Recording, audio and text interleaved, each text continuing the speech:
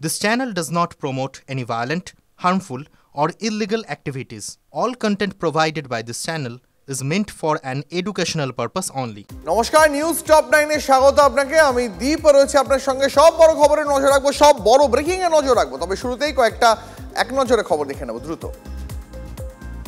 হরিদেবপুরের কবরডাঙ্গায় electric পোস্টে আগুন, আতঙ্কে বিদ্যুৎ বিচ্ছিন্ন করে দেওয়া হয় গোটা এলাকা। ঘটনার ফলে দমকলের একটি ইঞ্জিন পৌঁছে আগুনকে নিয়ন্ত্রণে আনে। ভারতীয় সেনার ইতিহাসের সবচেয়ে বড় ড্রোন মহড়া। একযোগে মহড়ায় 3 বাহিনী। 6 থেকে 10 অক্টোবর মধ্যপ্রদেশে হতে চলেছে এই ড্রোন মহড়া, যার নাম দেওয়া হয়েছে কোল্ড স্টার্ট। নতুন প্রযুক্তির ড্রোন এবং ড্রোন প্রতিরোধের ব্যবস্থাও পরীক্ষা করবে ভারতীয় স্থল, নৌ ও বায়ুসেনা একযোগে। মুর্শিদাবাদের জাতীয় সড়কে মর্মান্তিক দুর্ঘটনায় একটি নয় দুটি চলন্ত লরিতে আগুন। ব্যাপক চাঞ্চল্য ছড়ায় 12 নম্বর জাতীয় সড়কে সাগরদিঘি থানার অন্তর্গত একটি পেট্রোল পাম্পের কাছে এই অবস্থা। ঝলসে যান একটি লরির চালক। তবে কি কারণে এমন মর্মান্তিক ঘটনা তা এখনো স্পষ্ট নয়।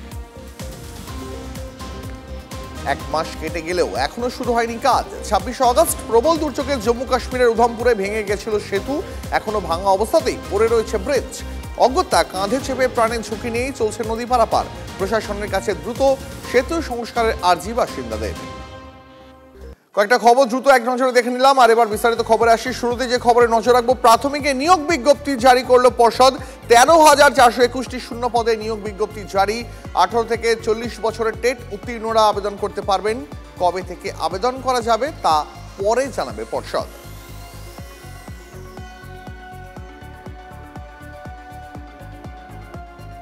পরে খবরে আসি। সব আশঙ্কাকে সত্যি করে এই পুজোতে যেন কিছুতেই বৃষ্টি পিছু ছাড়ছে না। চতুর্থী রাতেও কলকাতায় তুমুল বৃষ্টি। জারি হয়েছে কমলা সতর্কতা। দুর্ভোগ চরণে ঝমঝমিয়ে বৃষ্টি দক্ষিণবঙ্গের একাধিক জেলায়। এবার পুজোয় প্রায় প্রতিদিনই বিক্ষিপ্ত বৃষ্টির পূর্বাভাস। এখনো পর্যন্ত শুধু পঞ্চমীতে ভারী বৃষ্টির সতর্কতা হাওয়া অফিসের পক্ষ থেকে। দেখুন, প্রতিশ্রুতি বড় একটা অদ্ভুত শব্দ। যাকে খুশি যখন খুশি দেওয়া যায়, কিন্তু তা পূরণে কোনো দায়বদ্ধতা আজকাল অন্তত আর দেখা যায় না। না হলে লালগোলায় ভাঙন কবলিত এলাকায় এসে বিক্ষোভের মুখে পড়তে হয় খোদ রাজ্যের মন্ত্রীকে। এমনকি বাদ পড়লেন না সাংসদ এবং বিধায়কও।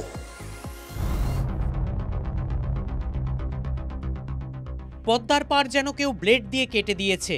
তার পিছনেই বসত বাড়ির ধ্বংসস্তূপ। পুজো যেমন এগিয়ে আসছে, এমন নদীও এগিয়ে আসছে। ভাঙন কেড়েছে চাষের জমি, ভাঙন কেড়েছে বাগান, ভাঙন কেড়েছে বসবাসের যেটুকু আশ্রয় রয়েছে সেই আশ্রয়স্থল। একের পর এক ভাঙনের ফলে তলিয়ে গেছে বাড়ি। ভাঙন রোধে কি সরকার ব্যবস্থা করেছে আগে? না, এখনো কিছু করেননি। এখন একটা মানে খাঁচা করে ফেলছে। খাঁচা ফেলছে? হ্যাঁ। তাতে কি রোধ হবে? না, কিচ্ছু হবে না। যখন বন্যা আসবে তখন কাজ হবে, আর যখন শুকনো থাকবে তখন কাজ হবে না। নিচে থেকে কাজ না করে আসলে কি হবে আপনার? এমপি সাহেব, আপনি আশ্বাস দিয়েছিলেন গত বছর একটাই বাড়ি ভেঙেছিল, যে সেই বাড়িটাকে পুনর্বাসন দেওয়া হবে। আজ পর্যন্ত দেওয়া হয়নি। এমপি সাহেব ঘোষণা করে গেল ইনশাল্লাহ আমি করে দেবো। তাই আমরা মুখের কথায় এবার ইনশাল্লাহকে বিশ্বাস করলাম। আমরাও দোয়া করবো যেন ইনশাল্লাহ আমাদের জন্য, গ্রামবাসীর জন্য পুনর্বাসন হয়, এটাই আশা করব।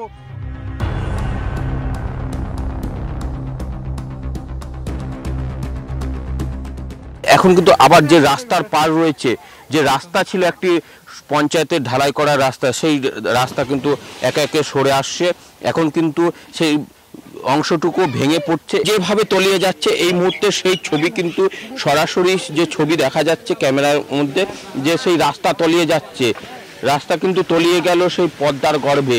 এলাকার মানুষজন কিন্তু দিশেহারা হয়ে পড়ছে। যে ঢেউ এসে আছড়ে পড়লো।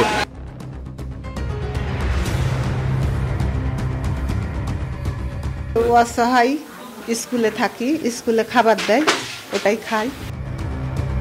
বৃহস্পতিবার দুপুরে লালগোলার তারানগর এলাকায় ভাঙন কবলিত এলাকা পরিদর্শনে আসেন বিদ্যুৎ প্রতিমন্ত্রী আখরুজ্জামান, জঙ্গিপুরের সাংসদ খলিলুর রহমান, লালগোলার তৃণমূল বিধায়ক মোহাম্মদ আলী। স্থানীয় মানুষের ক্ষোভের মুখে পড়েন তাঁরা।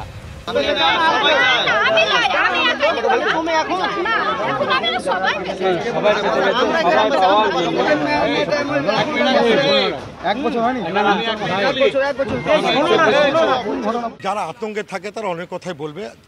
আপনি যখন আতঙ্কিত হবেন, ক্ষতিগ্রস্ত হবেন, যখন আপনার সর্বশান্ত হবেন, তখন তাদের কোনো কথাকে আমরা ছোট করে দেখছি না, সব কথাগুলোকে আমরা গুরুত্ব সহকারে বিবেচনা করছি। বাংলায় একটা কথা আছে যে ঘর পোড়া গরু সিঁদুরে মেঘ দেখে ডরায়। এখন এই প্রাকৃতিক দুর্যোগ হচ্ছে ঈশ্বরের ক্ষমতা বা আল্লাহর হাতে, ফলে ঈশ্বরের বা আল্লাহর মার সেটা রোধ করা সাধারণ মানুষ হিসেবে আমাদের সম্ভব নয়। আমি রাধাকৃষ্ণপুর এবং তারানগর আমি দেখার পরে খুব মর্মাহত হই।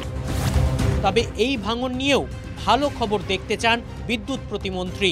পজিটিভ দিকটা আমরা চাইবো যে এই সময় মানুষ বিপদে আছে, মানুষকে আতঙ্কগ্রস্ত না করে পজিটিভ দিকটা তুলে ধরার জন্য মিডিয়ার বন্ধুদের অনুরোধ করবো। সরকার পাশে দাঁড়ায়নি, এটা বারবার নেগেটিভ করছে। এমন হতে পারে সেই সময় আপনার সরকার আদেও সত্যিকারে দাঁড়ায়নি। কে বললো? আমি তথ্য দিয়ে বলছি, আমি মন্ত্রী বলছি। একদিনের জন্য একবেলাও মানুষ না খেয়ে থাকে। আপনি বলুন যেটা আপনার বলছেন সরকার পাশে দাঁড়ায়নি, সেটা তো এটা বলে শুনবো না। লালগোলার বিধায়কের দাবি একজন মানুষও না খেয়ে থাকেননি, কিন্তু ত্রাণ শিবিরে থাকা মানুষগুলি ক্যামেরার সামনে অভিযোগ করেছেন ত্রাণ শিবিরে পোকা ধরা নিম্নমানের খাবার দেওয়া হচ্ছে। আমাদের কিছুক্ষণ আগে এমএলএ এমপি এসছিল, আমরাকে বলে গেল যে হ্যাঁ আপনারাকে ঠিকমতো খাবার দিচ্ছে। আমরা যদিও নিম্নমানের খাবার, তবুও আমরা মেনে নিচ্ছি। লজ্জায় বলতে পারছি না যে এত নিম্নমানের খাবার। পোকা এটা সেটা দেখছি, আজকে বড় পোকা, ছোট ছোট গুটি গুটি পোকা ছিল, তবু আমরা খাচ্ছি পেটের জ্বালায়। এখন অসহায় হয়ে গেছি, পেটের জ্বালায় আমরা খাচ্ছি। আজকে দেখছি বড় পোকা, এগুলো চোখে দেখে খাওয়া যায়? ক্যামেরায় সিদ্ধার্থর সাথে কৌশিক, টিভি 9 বাংলা। কলকাতায় জল জমা নিয়ে বিরোধীদের আক্রমণের জবাব মুখ্যমন্ত্রীর। লন্ডনেও জল জমলে 10 দিন থাকে, দিল্লিতেও জল জমলে 3 দিন থাকে। যারা মৃত্যু নিয়ে রাজনীতি করে তার আগে আয়নায় নিজেদের মুখ দেখুক। আগামী দিনে ড্রেজিং না করলে আমি জানি কি করতে হয়, মন্তব্য মুখ্যমন্ত্রীর। এটা বিরাম হয়ে যায়, ভাবে না?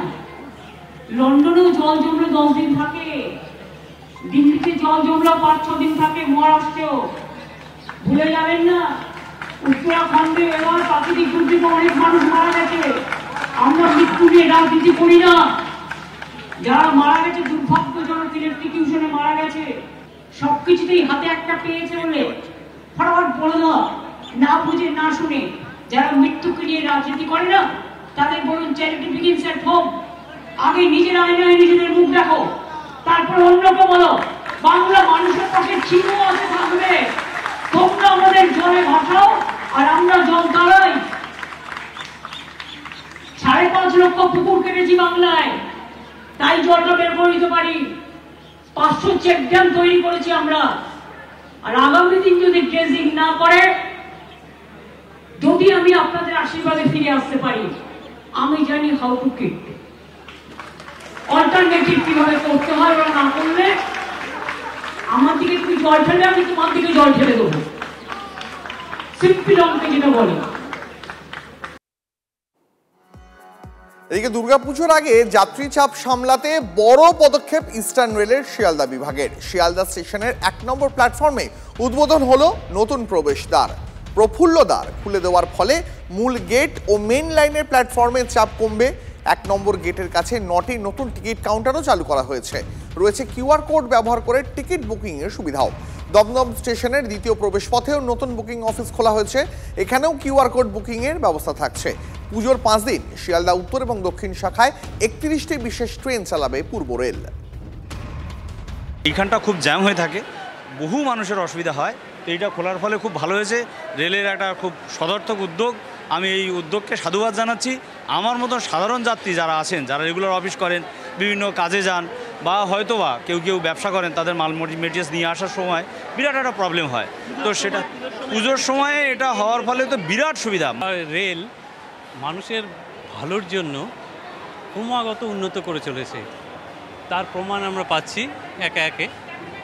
বিভিন্ন রুটের অনেক ট্রেন বাড়িয়েছে, এসি ট্রেন করেছে, এবং এই যে টিকিট কাউন্টার 1 নম্বরে করলো, এতেও প্রচুর মানুষের উপকার হবে। খুব ভালো হয়েছে। ওইখান দিয়ে যা কষ্ট, ওই সাইডটা দিয়ে, ওরে বাবা, এতদিন ধরে খুব কষ্ট হয়েছে। অনেক সুবিধা হয়েছে এই সাইডটা খোলাতে। অনেক কষ্ট করতো ওই দিক দিয়ে যেতে গেলে, আর এখান দিয়ে হকারদের এত চাপ যে আমরা ওই দিকে ঘুরে যেতে হতো, জল জমে যেত, ওই এত ছোটো টাকা দিয়ে বেরানো, ওটা কোনোটা করা যেত না। এইটা দিয়ে করলে আমাদের খুব উপকার। আগামীকাল বিদ্যাসাগর কলেজে বিদ্যাসাগরের মূর্তিতে মাল্যদান করতে যাচ্ছেন অভিষেক বন্দ্যোপাধ্যায়। বেলা 12টায় বিদ্যাসাগর কলেজে যাবেন অভিষেক। অমিত শাহ যেদিন পুজো উদ্বোধনে বঙ্গ সফরে আসছেন সেই দিনই বিদ্যাসাগর কলেজে যাচ্ছেন অভিষেক। 2019-এ ভোটের আগে নিশ্চয়ই আপনাদের মনে আছে অমিত শাহের রোড শো থেকে দুষ্কৃতীদের বিরুদ্ধে বিদ্যাসাগর কলেজে হামলা এবং বিদ্যাসাগরের মূর্তি ভাঙার অভিযোগ ওঠে। পরে কলেজে মূর্তি স্থাপন করেন মুখ্যমন্ত্রী। বিদ্যাসাগরের জন্মদিনে সেই স্মৃতি উস্কে দিতেই কি শাহের বঙ্গ সফরের দিন বিদ্যাসাগর কলেজে যাচ্ছেন অভিষেক? এই প্রশ্ন উঠছে রাজনৈতিক মহলে। নদিয়ার তামান্না খাতুন খুনের তদন্তে অসন্তুষ্ট কলকাতা হাইকোর্টের বিচারপতি তীর্থঙ্কর ঘোষ। 28 অক্টোবরের মধ্যে পুলিশকে নতুন করে রিপোর্ট পেশ করার নির্দেশ। এফআইআরে অভিযুক্ত 14 জনকে গ্রেপ্তার করতে আরও তৎপর হওয়ার নির্দেশ আদালতের। পরিবার ও সাক্ষীদের নিরাপত্তা সুনিশ্চিত করতে নিম্ন আদালতকে পদক্ষেপের নির্দেশ। তদন্তের গতি প্রকৃতি নিয়ে সন্দিহান আদালত।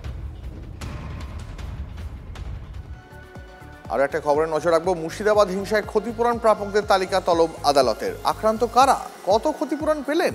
রাজ্যের কাছে তালিকা তলব। 283টি পরিবারকে 3.93 কোটি টাকা ক্ষতিপূরণ জানালো রাজ্য। টাকা না দিয়ে গৃহহীনদের বাড়ি বানিয়ে দিন, পর্যবেক্ষণ বিচারপতির। রাজ্যের ওয়েবসাইট থাকলে যে কেউ সেখানে অভিযোগ জানাতে পারবেন। পাশাপাশি মুর্শিদাবাদের জেলা শাসকের রিপোর্ট পেশ করতে নির্দেশ। ক্ষতিপূরণ নিয়ে কোনো অভিযোগ থাকলে মামলাকারীরা ডিএমকে জানাবেন। মামলাকারীদের অভিযোগের তালিকা খতিয়ে দেখতে হবে জেলা শাসককে। ক্ষতিপূরণ কারা পেলেন না তাদের নিয়ে রিপোর্ট দেবেন ডিএম। 20 নভেম্বর মামলার পরবর্তী শুনানি।